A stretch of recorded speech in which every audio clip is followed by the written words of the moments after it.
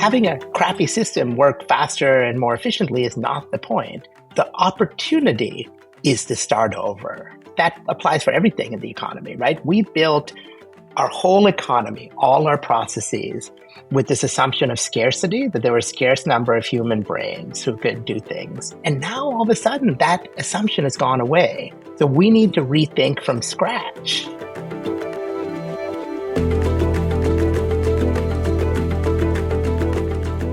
Welcome to The Other 80. I'm Claudia Williams. If you've been to a conference or health event recently, you might share a dissonance that is becoming more and more uncomfortable for me. Watching leaders up on stage calling for urgent change, when in reality, their business plans look no different than they did 5, 10, even 20 years ago. Well, today's guest minces no words about that duality. For Rushika Fernandopulle, they are like pigs feeding at the trough. But it doesn't have to be like this. Rushika argues that the role of companies is to make the world a better place, not to maximize shareholder value. And he shares how he is hoping to do that with his new venture, Liza Health.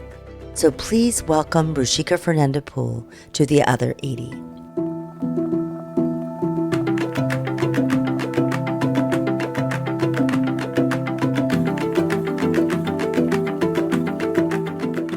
I actually want to start with an anecdote because this is a story I think I've told maybe 10 times.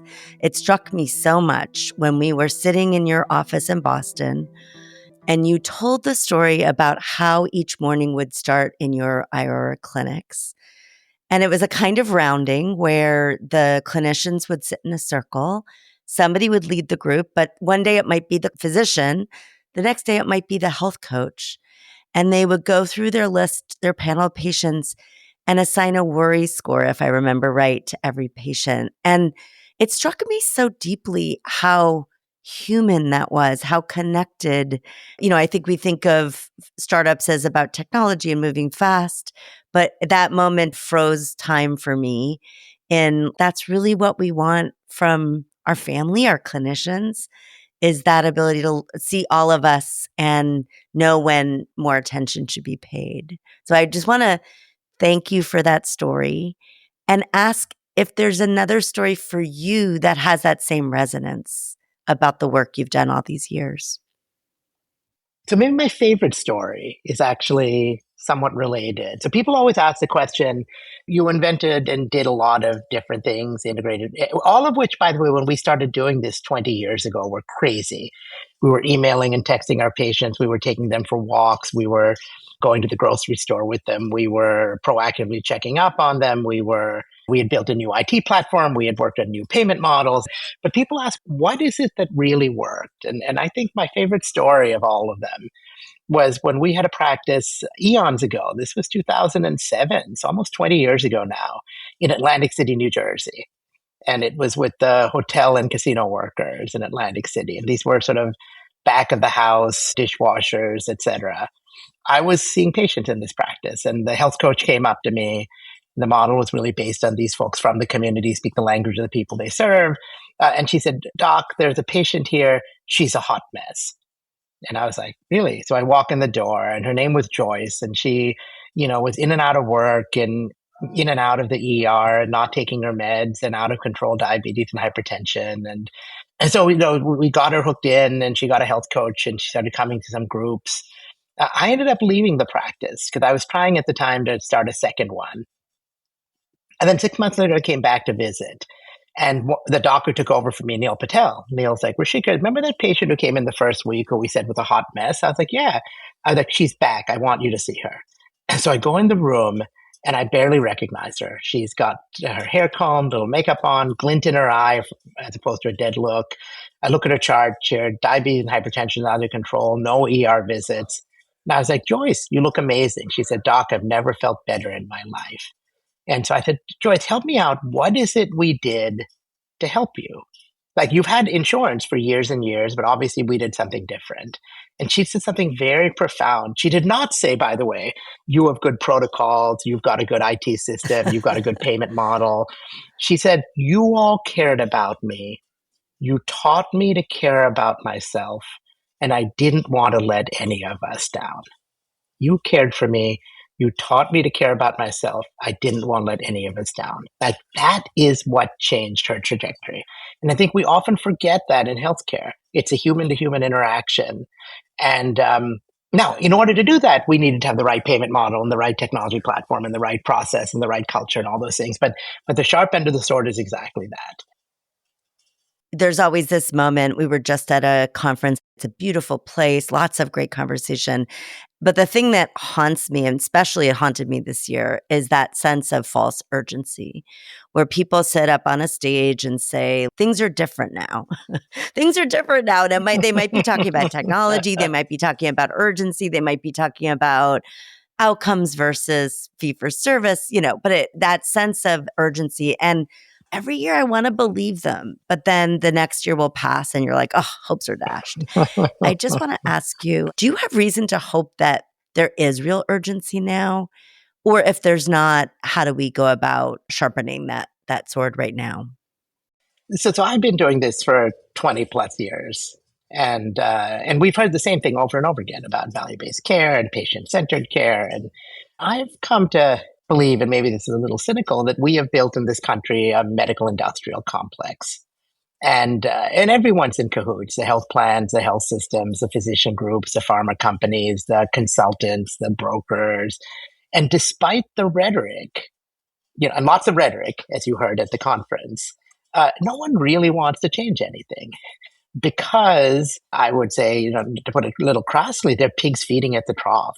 This is 20% of US GDP. There's an awful lot of money flowing through these systems, and everyone has figured out how to take their little cut off of it. And we have so many middlemen and so many pigs feeding at the trough.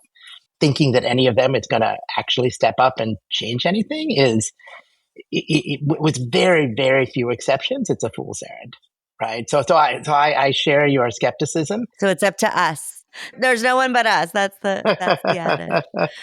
You have talked a lot about why you start with primary care as the place from which to build the human connection and humanity that you described so beautifully, but also as the place to bring together the business side and the clinical side of what we want to accomplish. Can you talk a little bit about why primary care is the logical starting place and why that's been the basis of both of your ventures to date? Yeah, so the goal is to transform all of healthcare. Which is why we think you need an advocate who works for you, period, who is going to help you with the system and navigate your way through. And primary care, I think, is the right place to do that. We have a comprehensive look at the patient. You can help people with not just the usual primary care, your acute problems, your chronic disease management. Done right, we can also help you with the upstream, how you eat, how you move, your stress, your relationships that probably make more of a difference. And we can help you with the downstream, navigating to the right specialist, the right hospital, the right meds, et cetera. And we can do that all from this platform of primary care. And by the way, primary care is really cheap. It's about 5% of total healthcare spend, but we can use it as a lever to really impact everyone else. So that's why we're trying to get primary care. If you look at every country that seems to get their healthcare system well, meaning they have actually much dramatically better outcomes than we do, they're all based on a very robust primary care system that's built very differently than ours. In Cuba, Costa Rica, Singapore, all the blue zone countries, we can go down the list, right? That by the way, seem to be able to deliver healthcare at half or less of the total spend we have with dramatically better outcomes. So that's why we're focusing on primary care. You had this great ride with Iora, which was eventually sold to One Medical, then was bought. One Medical in turn was bought by Amazon. I'm curious for you, what were your sharpest learnings coming out of that Iora experience? So I took about 2 years off, actually, after we sold Iora. We sold to Amazon. I decided I was not going to go work for Amazon, and I had the real luxury of taking some time off. There's a great quote that someone told me from the Chinese philosopher Lao Tzu: we need to have the patience to let the mud settle so the water becomes clear.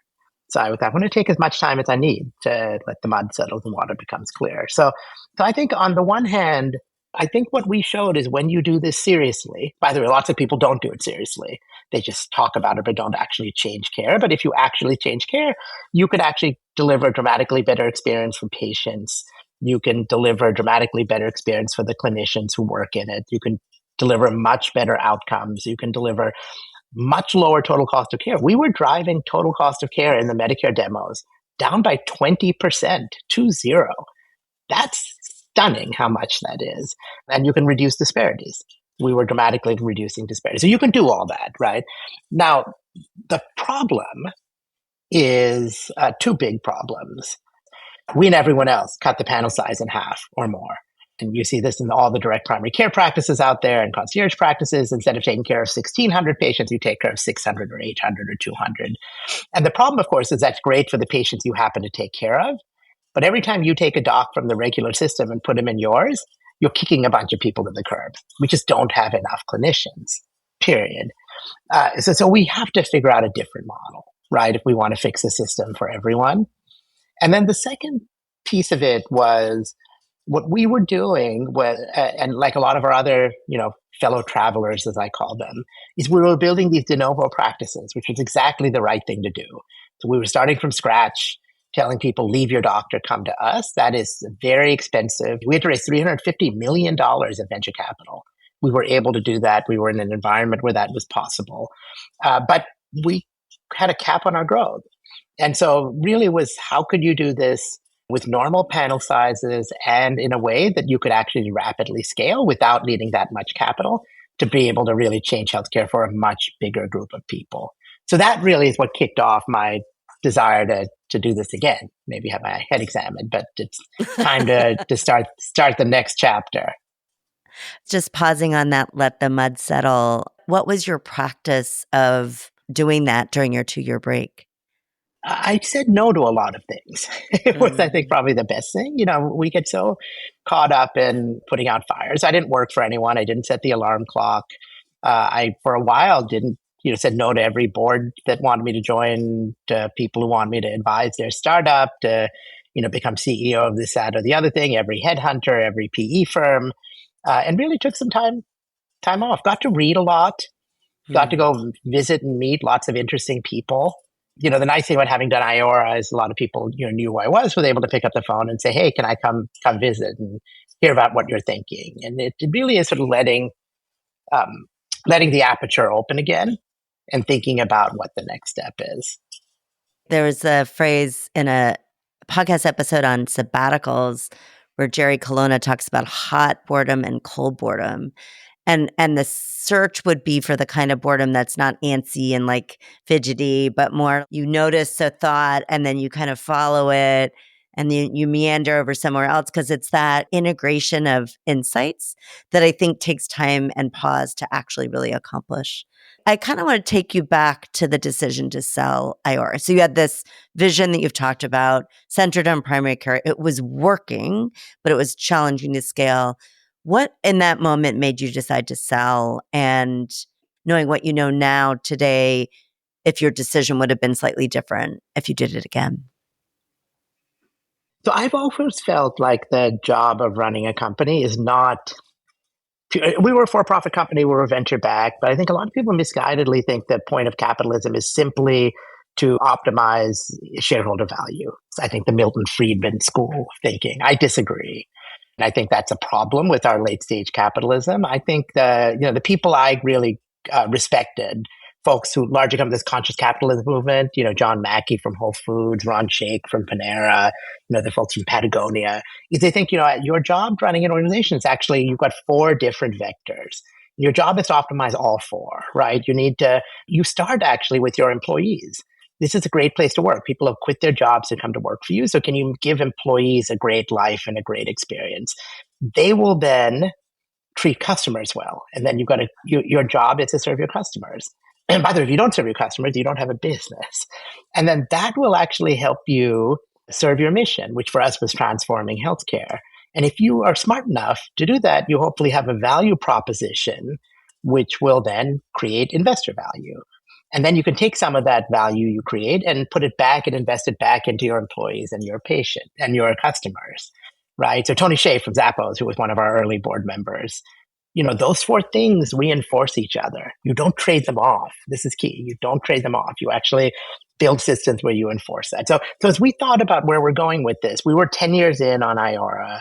I realized two things. One is we all have to get to scale. So it's interesting. This is what I call the valley of death in these companies.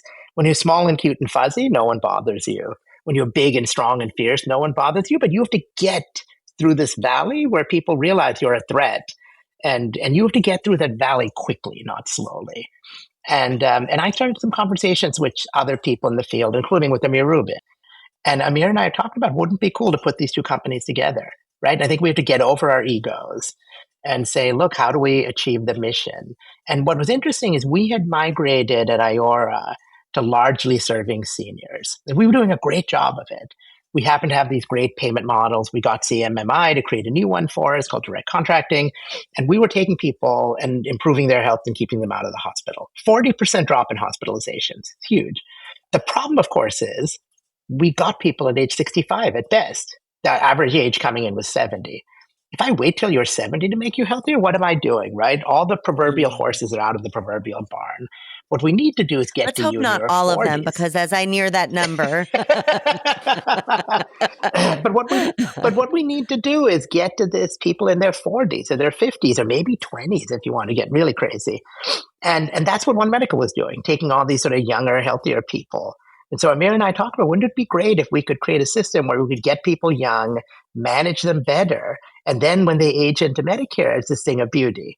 We had this concept of One Medical for life, and then you could have your kids come, and then you could have your parents come, and we would really think this is a big problem in U.S. healthcare, right? Is almost no one has the inkling to think in long terms, right? Bill Gates had this great quote: "We overestimate what we can do in a year, but we underestimate what we can do in a decade. Imagine what we can do in a lifetime." But the problem is, if you're a company where people churn, if you're a health plan where people churn, if you're a hospital, you don't think about this long term. So could we be that place that you could stay for your whole life and improve your health? So that's what really drove it. I thought this would be a really interesting way to put these two things together. And I thought that worked out really well. 18 months we were with One Medical. We kept growing the company. The IORA part did really well. When we merged, we were a third of the revenue of the combined company. Within 18 months, we were half of the combined revenue of the company. And then, Amazon came coming, as you remember back. It was we closed the deal in March of 23. All the big guys, Amazon, CVS, Walgreens, felt like they had to get into healthcare. They needed an asset. And there's a little bit of a game of musical chairs going on. And as we thought about, who the best partner might be in this game of musical chairs to really get to scale, right? So again, we're taking on the medical industrial complex, as we talked about, right? Which is the big hospitals, United Healthcare. Who could take on those people, right? There's a handful of people in the economy. And by the way, the big tech companies or retailers are really the only ones. And so we thought of all those partners, Amazon would be the potential best one. They're very customer centric. They have oodles of money. They are very tech forward. That would be the best partner to try and really take on the medical industrial complex. So that's what drove that second sale. I haven't really tracked what's happened with that asset since the acquisition. How has that turned out?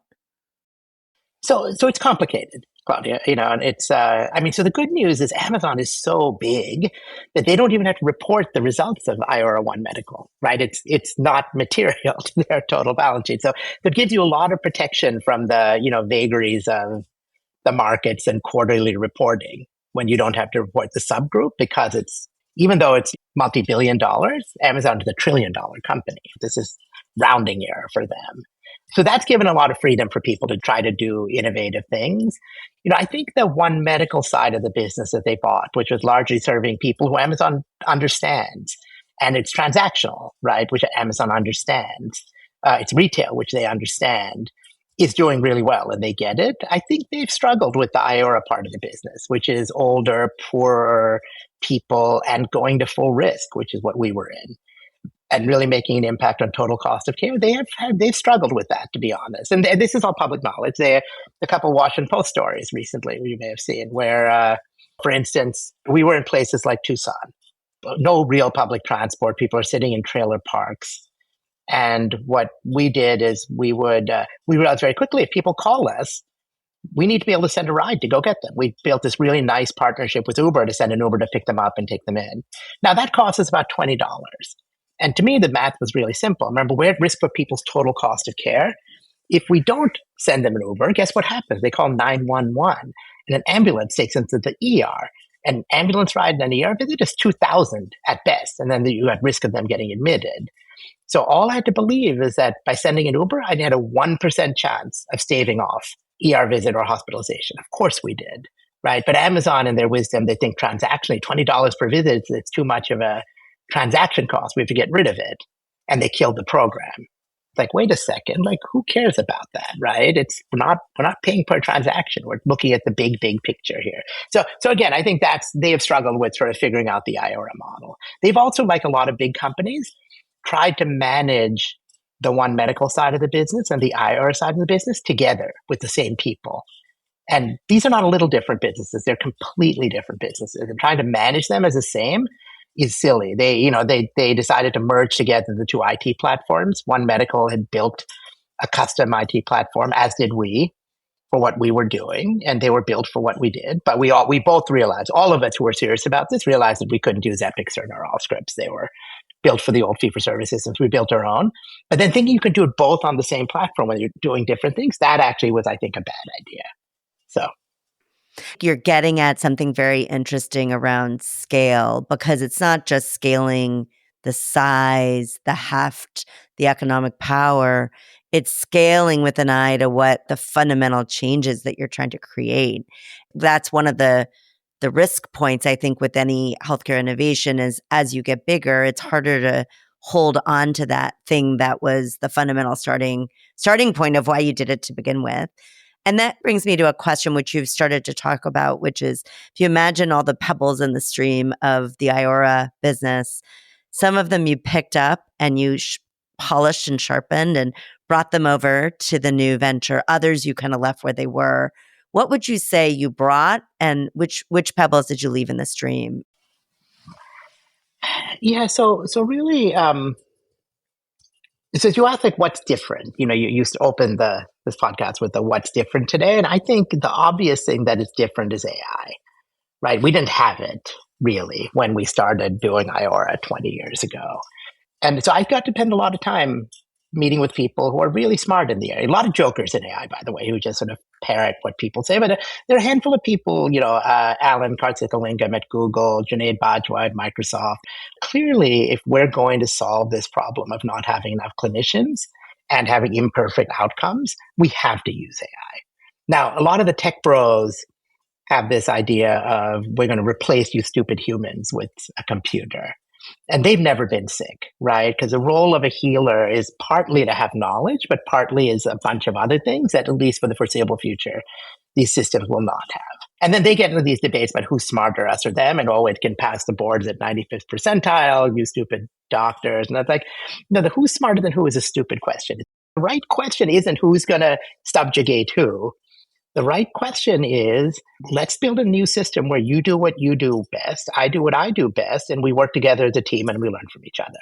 I think we're at that moment with this AI. They can clearly do some things much better than us. Now, unfortunately, what the market in healthcare is doing is they're, maybe not surprisingly, trying to AIify, if that's a word, the existing system. So ambient dictation to gin up more 99214 notes and putting in, phone trees and putting AI in on prior auth, but the current system doesn't work. So having a crappy system work faster and more efficiently is not the point. Like, the opportunity is to start over. And by the way, I think that applies for everything in the economy, right? We built our whole economy, all our processes, with this assumption of scarcity, that there were a scarce number of human brains who could do things, doctors, teachers, etc.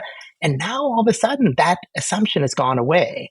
So we need to rethink from scratch how we build these systems. So that's what we're trying to do at Liza. Like, what if we started from scratch and we're able to build a new delivery model for primary care, because of all the reasons why we think that's important, where the machine plays a huge role and does what it does well, but humans don't go away. We play the role that we do well, and how do we learn from each other? And could that create a system to dramatically improve outcomes And by the way, do it at sort of higher panel sizes than we were able to do at IORA. So that's the goal of Liza. I know you're relatively early in the process, but I'm curious, what are some of the characteristics of that magical combination? What are some of the things, either ways you divide up the work or ways you think about abundance or ways you engage patients? How does it look different when you really think that way? We start with what is the job to be done by primary care. So, unfortunately, in typical primary care practices, people think their job to be done is walk in the door in the morning. You have 30 patients on your schedule. If you're lucky, each one comes in. You've got 15 minutes. Again, if you're lucky, you again, thinking you can solve this in 15 minutes is fooling ourselves, right? You're trying to figure out what's going on with no prior information. You tell people what to do. You should eat less, exercise more, take your medicine. Good luck, sucker. I'll see you in 6 months. And nothing happens in those 6 months. Like, we should not be surprised that we have awful outcomes by doing that. And we said we have to rethink this, right? So this is the right job to be done is actually about I have a population of people, they're my problem.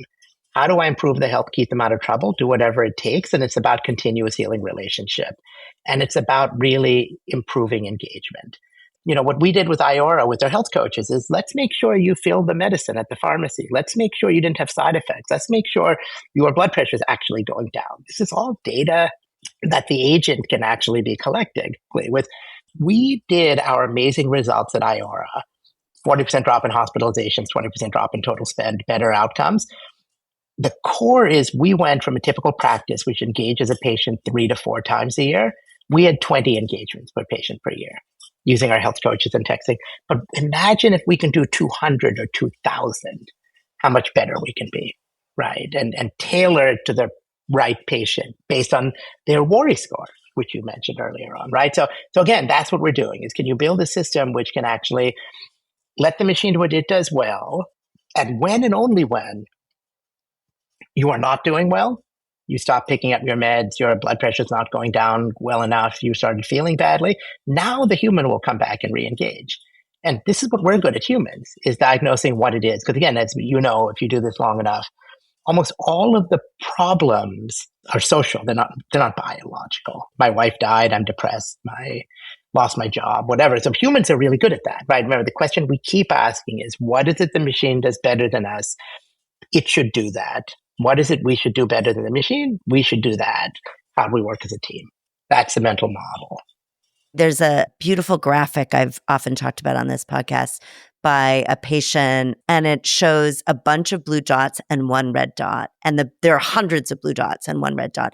And the one red dot is her annual neurology appointment. And the blue dots are her living with her condition every other hour of every week, every day, every week.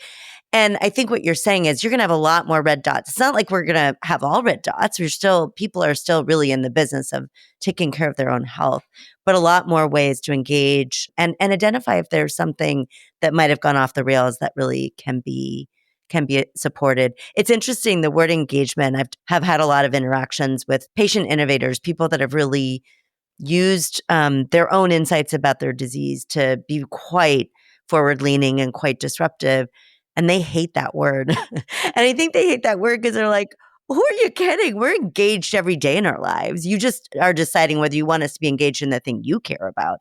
And so I also think there's a negotiation over what matters and how to think about the goals that you've identified is very, very important. Because otherwise, you're just trying to get my attention on something that is actually not my priority. And that's very irritating. What we need to do is not try to manage their health, right? The mental model, we own all these quality metrics, is somehow the doctor will manage people's health. That's fooling ourselves, right? They're going to spend a couple hours with us. That leaves 8,764 hours if you do the math. They're not with us. All the blue dots. It's silly. The patient and their family need to be able to manage their health. What we need to do as a healthcare system is give them the tools and resources to do so and give them a little bit of a safety net in case you do it. That's a very different way of thinking. By the way, it's why you have to start over, right? This is very hard to engraft on a typical system.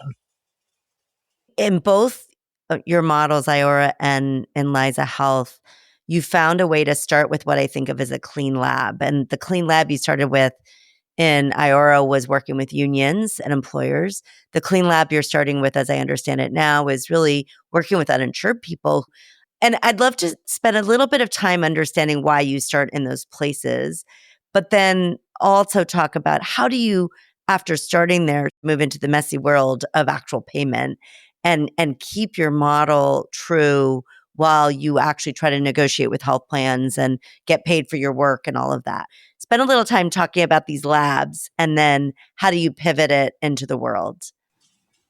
So before I started IORA, I was running this interfaculty program on health policy with a mutual friend, David Blumenthal. And one of the things I realized was able to think about is how would I start over and build new things, and really got exposed to these folks from the Skunk Works, which was a sort of cool program the Defense Department had back during World War II that built innovative aircraft designs, including the first jet fighter, the P-5 Mustang. And one of the principles that I learned from them is we need to backload constraints, don't front load them.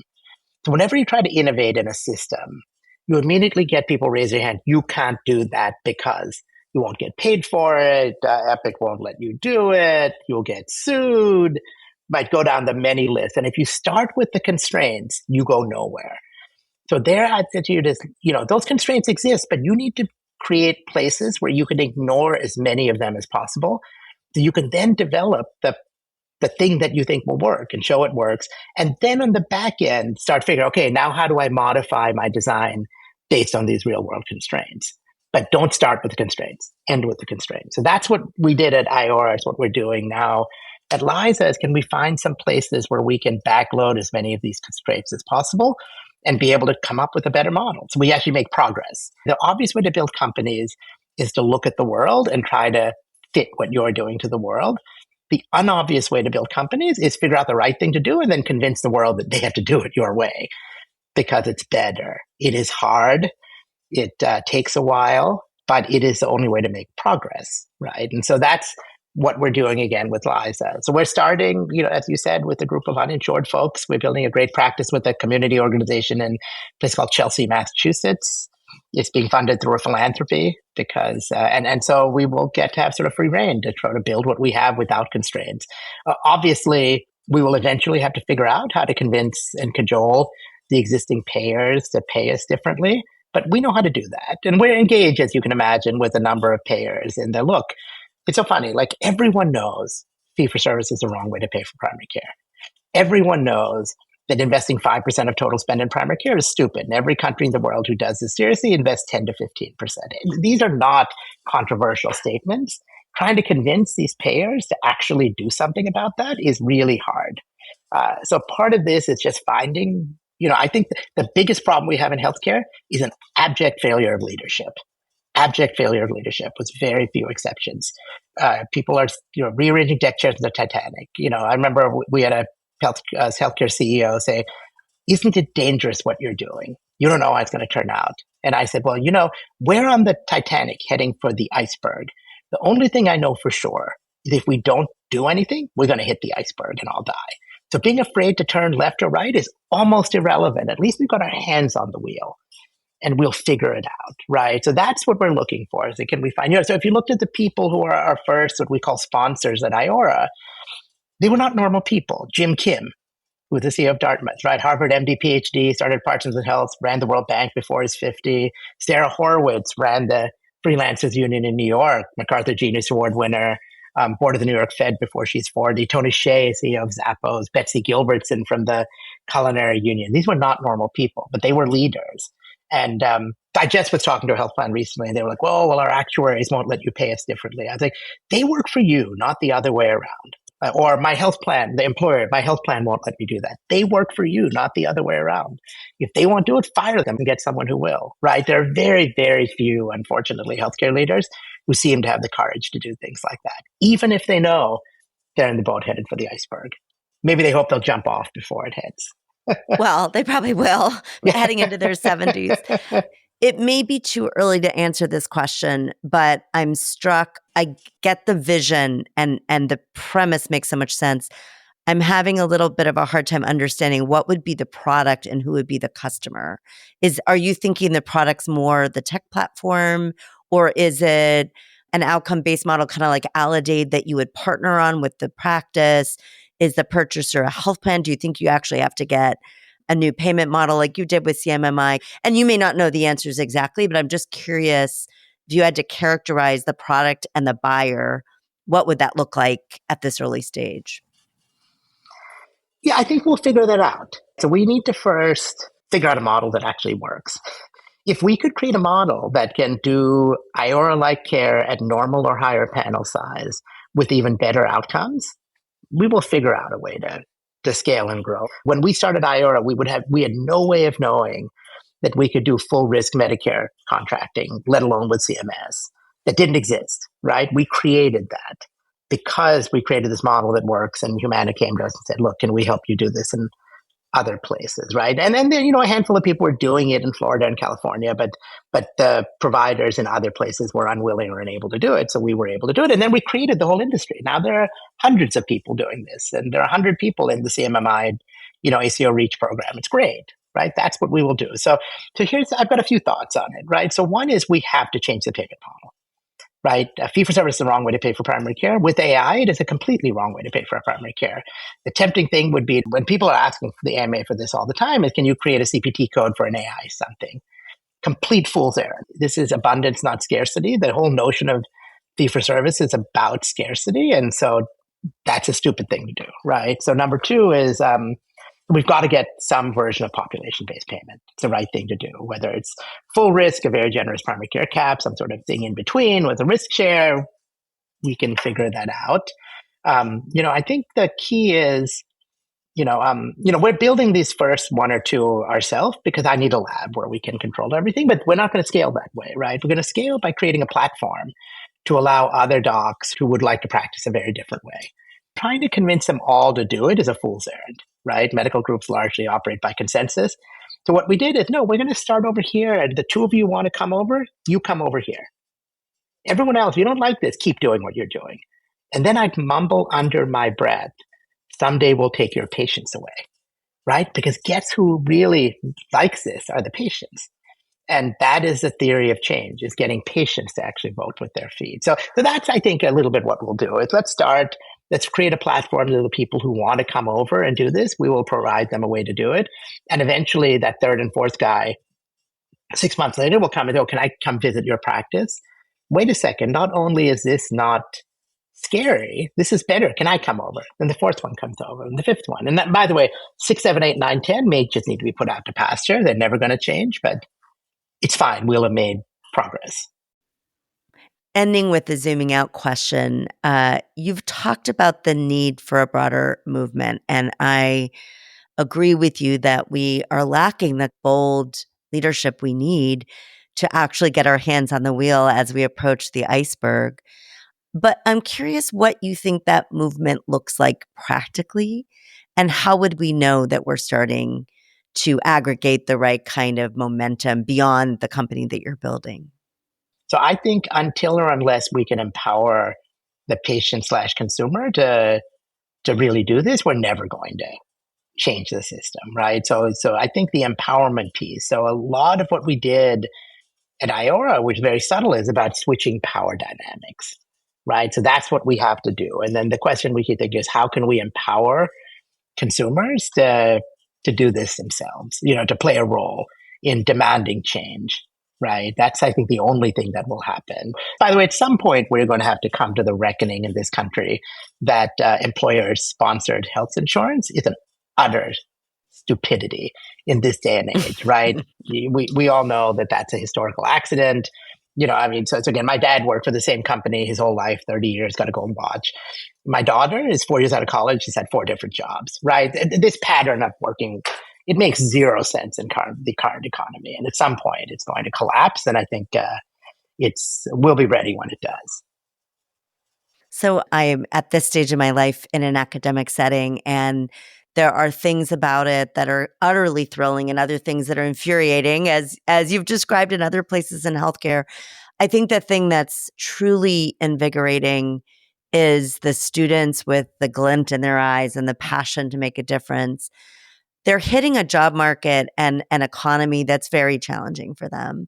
We have our Masters of Public Health students coming out with the biggest possible visions and needing to often, in their view, kind of dial it way down so they can just get their entry level job.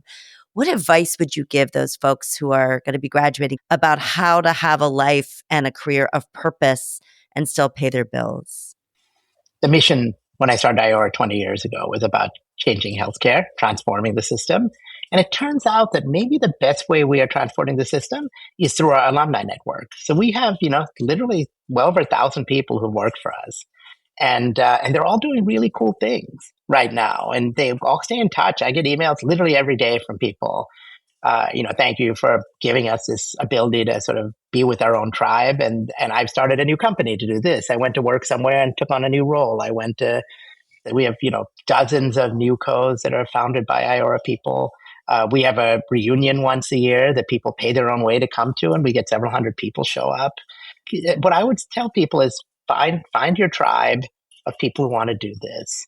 This will win in the end, right? In the end, the consumer will win. Find places like this where you want to come work.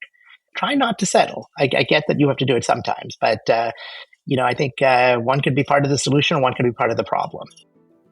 Well, that's a great place to end. And thank you so much for joining. You have provided so many more stories that I will continue to use as inspiration as we go forward. I really appreciate it, Rushika. Great. Well, thank you so much for having me, Claudia.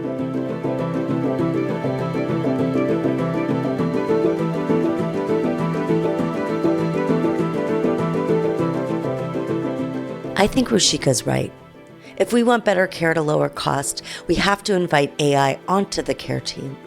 Many of the things that make great primary care great are in fact perfectly suited to AI. It has 24/7 awareness, it aces reminders and follow-ups, it can integrate information without missing a beat. But I'm also interested in primary care for another reason that IORA Health, ChenMed, and Aledade have beautifully demonstrated. It is one of the only junctures in the system with aligned incentives for better care at a lower cost. And maybe, just maybe, it could lead us to a place where instead of merely improving care, we launch the revolution our health system so desperately needs.